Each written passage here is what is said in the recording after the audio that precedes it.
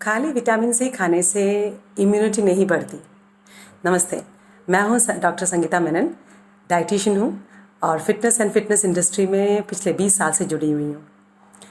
रोग प्रतिरोधक शक्ति, जिसको हम इम्यूनिटी भी कहते हैं, ये आजकल सबसे ज़्यादा ज़रूरी है इसको बढ़ाना। अभी काफ़ी सारे लोग मुझसे ये पूछते हैं कि इम्यूनिटी को बढ़ाने के लिए क्या करना चाहिए।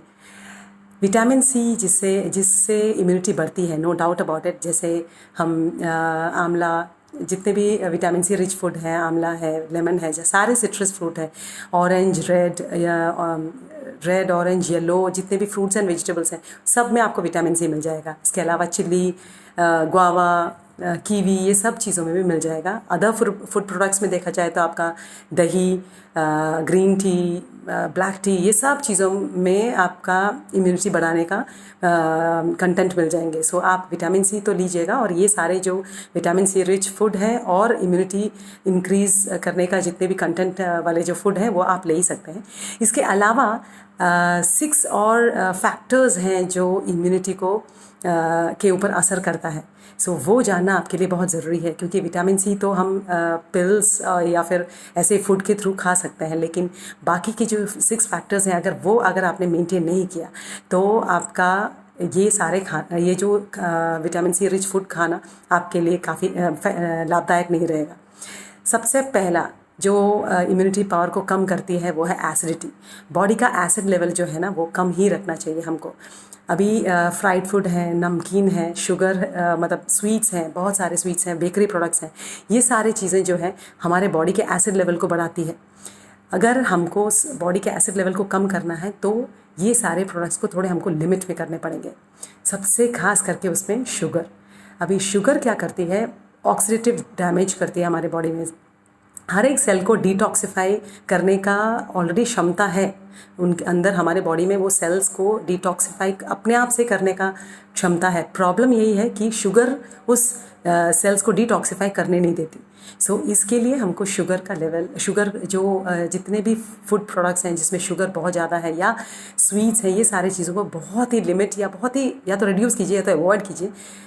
ये इम्यूनिटी पावर को जब बढ़ाने का ये जो टाइम है, उसमें सबसे कम से कम शुगर लीजिए।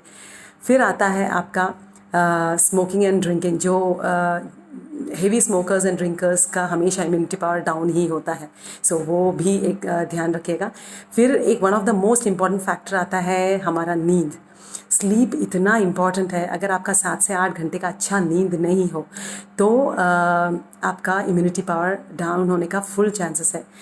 जैसे कम नींद जो है वो इन्फेक्शन एंड इन्फ्लेमेशन को इनवाइट करती है।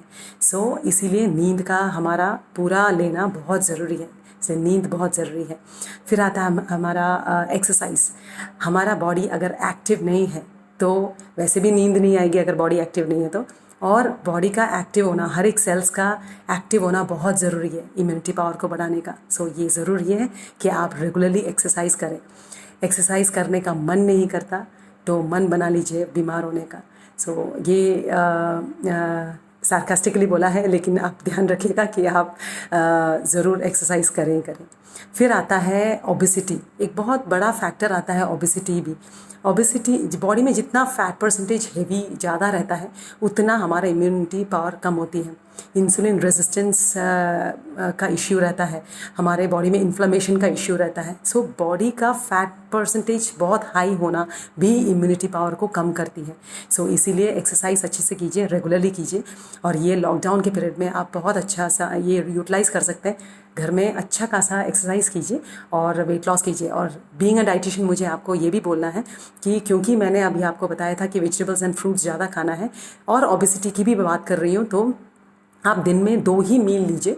तीसरे मील को आप फ्रूट्स या वेजिटेबल सूप पे रखिए ताकि उतना विटामिन सी का कंजम्पशन आपका ज़्यादा रहे। Last and very important factor आता है कॉन्स्टिपेशन। अभी हमको ऐसा लगेगा कि कॉन्स्टिपेशन और इम्यूनिटी का क्या लेना देना, लेकिन बहुत ही ज़्यादा कनेक्शन है इसके ऊपर। 60% of your immunity is connected to gut and colon. इतनी बड़ी बात है ये कि हमारा अगर कॉन्स्टिपेशन जिसका भी हो, उनका इम्यूनिटी पावर काफ़ी कम रहेगा। सो इसीलिए पेट का साफ़ होना भी बहुत ज़रूरी है। आप फ्लैक्स सीड्स, जितने भी सारे सीड्स हैं वो सब ले सकते हैं। मुनक्का रात को भिगोया हुआ वो ले सकते हैं। आंवला वगैरह ले सकते हैं। गुआवा बहुत अच्छे से मिलता है, वो सब ले सकते हैं ये सीज़न पे। और अपना कॉन्स्टिपेशन को आप अवॉइड कर सकते हैं, मतलब कॉन्स्टिपेशन का इश्यू आने में अवॉइड कर सकते हैं।